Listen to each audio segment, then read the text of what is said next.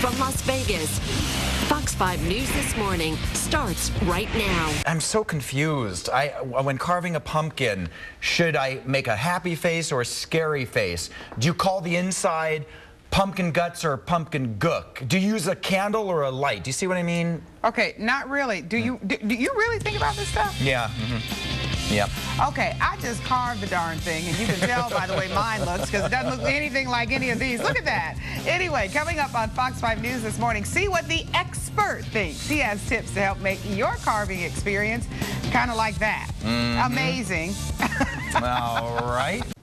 All right, welcome back, everybody, to Fox 5 News This Morning. Are you tired of doing the same jack-o'-lantern? You don't need to be a Picasso, but we do have some tips that will make your neighbors jealous. We have Bryan Yeager. He's here with more on how to carve that perfect pumpkin. And Bryan, where does your expertise come from? Tell us a little bit of history about your pumpkin carving. Just carving pumpkins since I was about 10 years old. I started with the original jack-o'-lanterns. Okay. And I don't know, maybe 5 years ago, 6 years ago, they came out with the artificial pumpkins. Right. So I've been carving pumpkins every year for Halloween for 41 years. Now, what's the difference between carving a real pumpkin and an artificial one? Do you use the same tools? No, not really. I mean, on a real pumpkin, it's a lot thicker, a lot harder to get through, so you use a thicker knife. I even have one right here if you want to take a quick look. Yeah, show people what it would look like. So something like that to get through the skin. Oh, okay. And then on the artificial pumpkins, you use a hot knife, and it cuts like butter, and it just cuts right through it really easy. And you can get that at an arts and crafts store, right? Yeah. Okay. All right. Now, so you were doing the regular jack-o'-lanterns. That's what you said. And let's start with that. Now, what do you have on that one? Is that the Fox 5 one? Yeah, this is just the Fox 5 original or regular jack-o'-lantern with a candle. Okay, with the candle. Right. And is there, I noticed that the ones that have the lights, you do have a plug. And so that could be a problem for some people if they're trying to put it on their porch. Maybe they don't have an outlet near, or I get, it might be a little bit harder. Do you recommend one over the other? Well, I like the artificial pumpkins these days. They're so much lighter. They're easier to cut. You can cut them a lot more intricately. And if you need to, you can get a battery-operated light and put it in there too. So you don't have to plug them in. Okay. And then I did these this year, a sconce. If you wanted to put it up on your house, you can take one artificial, cut it down the middle, and you get 2 pumpkins out of it. Oh. And then just pop it on your house. It's like a. Yeah, that's something new that I just did this year. Okay. I think most people are going to still go with the original jack-o'-lanterns because it's easier to find and do. Sure. What are 3 good tips, would you say, for a pumpkin to stand out from the rest of the crowd?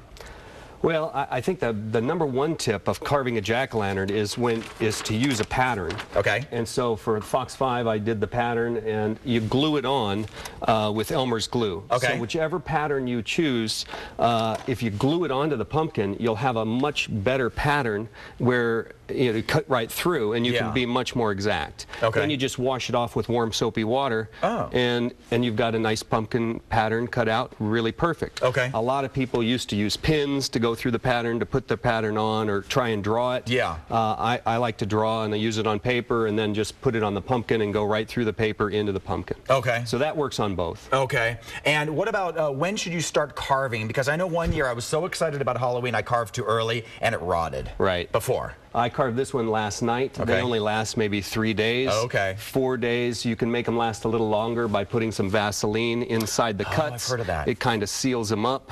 You can put them in the fridge when they're not out in front. It keeps them cool and from melting. And we have a question from the gallery. Monica is asking, do we get to keep the Fox 5 pumpkin? You get these 2. Oh, okay. We get the 2. But of course, we don't get them. Is this the rant? That's no. Excuse me. This is the rant. The rant is the nice one. I love the rant one. You get the rant and the Fox 5. That's what you get. You're welcome. Okay, then let me now since you have the most pumpkin carving experience than anybody I know, please answer this question for me. I've been in a heated debate with a viewer. I like to call it pumpkin gook, but she says it's pumpkin guts, and I need to be clarified. Well, on this scraper tool, yes, I believe it's called the goop scoop. Goop scoop. So pumpkin goop for some people out there. Oh, that just makes it harder. Yeah. Thanks, Bryan. Yeah. That makes my job even harder. Fine. All right, well, hey, listen, I know you'll have a happy Halloween. Sure. And I hope that people out there were able to get some tips from all this. And everybody have a safe and happy Halloween. Monica. Hey, Monica, can D'Artagnan, can he carve a pumpkin for me? Because I want a carved pumpkin, but I don't want to do it. Oh, sure. I'll let my 6-year-old carve a pumpkin for you, Jace. Okay, thanks. In fact, he already did it. All right.